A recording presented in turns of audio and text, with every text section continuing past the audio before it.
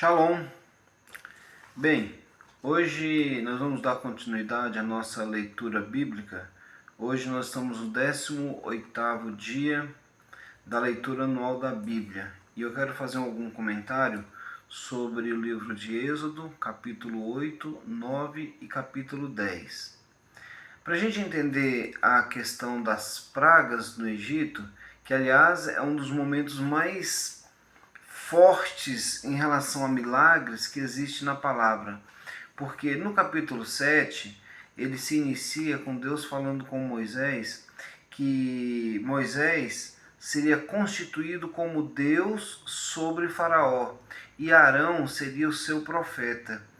Agora, Moisés foi um Deus? Não, não foi um Deus. Porém, Moisés, ele representava Deus aqui na terra. Por isso que todas as pragas que foram decretadas com grande poder, com grande força, era como se Faraó olhasse para Moisés e visse não apenas um homem, mas observasse o próprio Deus, porque Deus usou tanto Arão como Moisés para que pudesse realizar os seus grandes milagres no Egito.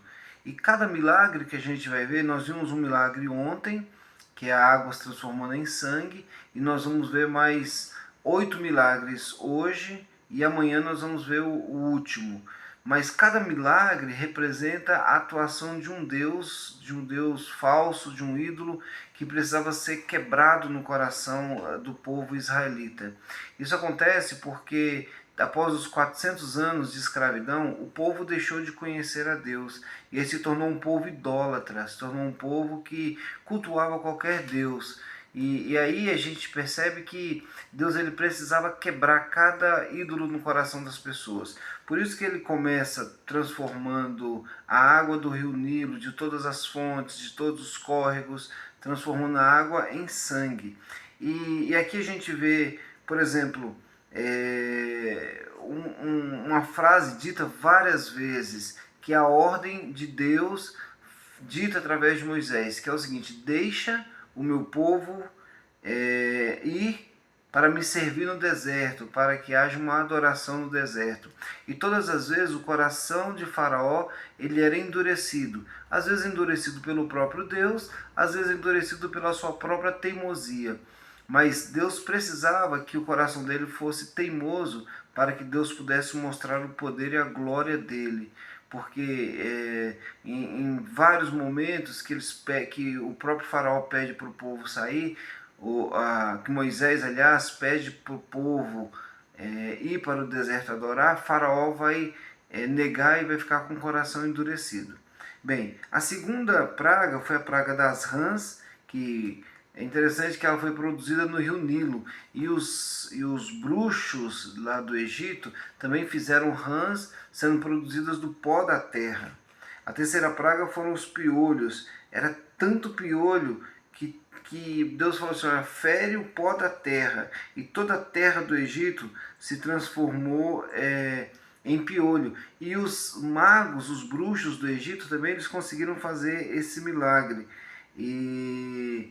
Aliás, esse milagre, só corrigindo aqui, eles não conseguiram realizar e ainda deram um conselho para Faraó. Falaram assim: isso aí é uma maldição, isso aí é o dedo de Deus. Aí a partir de agora, todos os milagres que são feitos, todas as pragas, os bruxos, os magos do Egito, eles não conseguiram mais fazer. A quarta praga foram a praga das moscas. Foram muitos enxames, grandes enxames, principalmente na casa de Faraó. E a terra ficou tão arruinada, que a Bíblia fala que tudo ficou difícil, menos na cidade de Gósen, que é a cidade onde ficava o povo de Israel, mostrando que ali havia a bênção do Senhor. Bem, e no capítulo 9, então é falado sobre a quinta praga, que é a praga das pestes nos animais. Todo rebanho, é bem interessante para a gente perceber onde está a bênção do Senhor. Todo rebanho do Egito morreram, menos os rebanhos dos israelitas, mostrando que a Bíblia fala assim que é para Deus mostrar a diferença do justo e do injusto. É bem interessante. A sexta praga vai falar sobre uma cinza que foi cinza de forno que foi lançada ao ar, e essa cinza criaram úlceras. Úlceras não só nos animais, mas também nas pessoas. E muitos morreram de úlcera. E se tornou uma úlcera assim, tão forte que até esse momento os magos eles não conseguiam fazer os milagres, mas quando eles viram essas úlceras, eles nem conseguiram se aproximar de Faraó, de Moisés. Então, nem para se aproximar eles conseguiram. A sétima praga essa foi terrível, foi a praga da chuva de pedras, e essas pedras caíam como fogo também. Em todo o Egito morreu muita gente. Só em Gósen, que é a terra dos israelitas, não choveu. Por isso que Faraó fala assim, olha, é interessante a questão do arrependimento, né? Às vezes a pessoa quer enganar Deus, mas não consegue enganar Deus. Não são apenas palavras que a gente deve agir através do arrependimento, mas através também de atitudes. Faraó vai dizer assim para Deus, para Moisés: olha, Moisés, Deus é justo, eu sou um pecador, não só eu, mas eu e o meu povo somos ímpios. Orem ao Senhor por nós. O cara era ímpio, né? Mas ele nega, não quer deixar o povo ir. Na oitava praga, que é a praga dos gafanhotos, a Bíblia diz assim que os gafanhotos cobriram toda a face da terra, tudo. E os oficiais chegam à conclusão: até quando esse homem nos será por cilada? Nós estamos arruinados.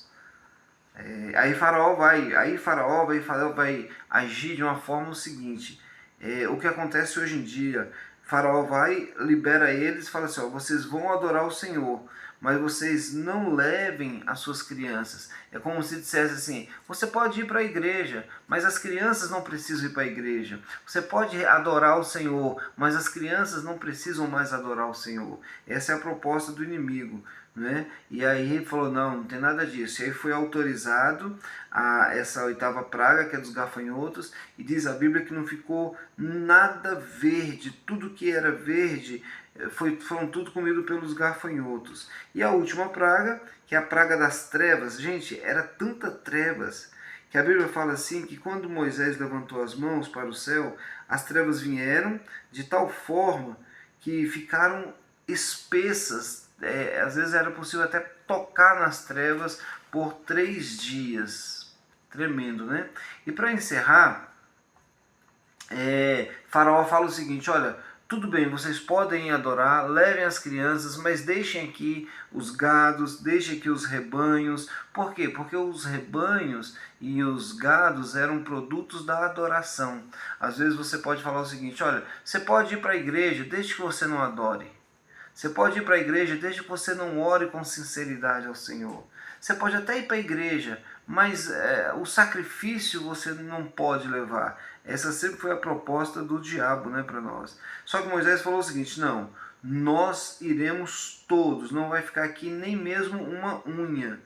E aí Faraó vai dizer o seguinte, olha, Moisés, vai embora, eu nunca mais quero ver o rosto de vocês. E aí se encerra dizendo que realmente isso é verdade, eles nunca mais viram o rosto de Moisés e nem de Arão, porque no próximo capítulo, agora nos próximos capítulos, a gente vai ver a pior praga de todas, que foi a morte dos primogênitos. Mas sobre essas coisas a gente conversa numa outra oportunidade. Que Deus abençoe e tenha uma excelente leitura.